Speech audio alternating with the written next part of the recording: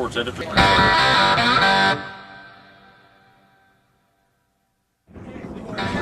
Northeast Mississippi Scouting Report for Week 7 of the high school football season. I'm Brad Locke, Assistant Sports Editor for the Northeast Mississippi Daily Journal, joined today by Coach Bubba Davis of the New Albany Bulldogs. The Bulldogs coming off a big win over Tishomingo County, 28-24 on Friday. And Coach Davis, your team is now 2-4. By the way, Coach Davis is a Hall of Fame coach, Mississippi Association of Coaches Hall of Fame. Got a big resume, and he is in his first year at New Albany. Off to a rough start, Coach, but now he's got that big win over Tishomingo. What does that mean to you and this team to get that? Well, that was huge for us. We were at the point we needed a big win. They came in 5-0 and played the best ball game that we played all year. We got a break or two, and we were able to hang on there at the end and win it. And it was an exciting game. But like I said, it was a big win for us. Coach, you came here from, like I said, you won a lot of games at some other programs, and then you come to New Albany, a team that has had a little success in football, but not a lot. And maybe some people wonder why you took this job. So what would you tell those people? Well, it was, I guess, a family move for the wife. Her parents don't live about an hour from here, and they're getting a little older, and we're able to get to them when we need to be there. So,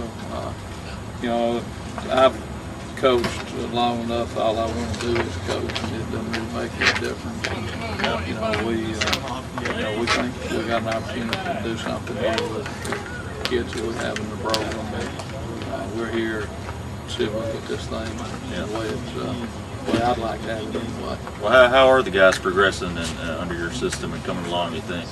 It's gone slower than I wanted it to. Those first 3 weeks, we did not play real good. I accept responsibility for that because that's what I'm supposed to do, is get them ready to play. But we've slowly gotten better every week, and we're in a situation where it may be slow, but we've made some progress, and I think we've got a lot of good young kids in the program, and we feel like our future is going to be pretty bright. Coach, you do have some good players in the program. One of them, Jeremy Cannon, against Tishomingo last week, ran for 319 yards, Coach, and he had a 79-yard touchdown, I believe. So, Jeremy, can you talk a little bit about what kind of running back he is in that game? Well, take him out of the game and we in bad shape, but he did an excellent job. Offensive line did a great job. He had a lot of good holes. Jeremy's pretty quick. We got him outside a time or two. He just did a good job. Used his vision, made some people miss, and made some good runs. A lot of it was inside, but he's not real big, but he's pretty strong. Did a good job running inside and outside. So, if we're going to be successful, he needs to be able to run the football.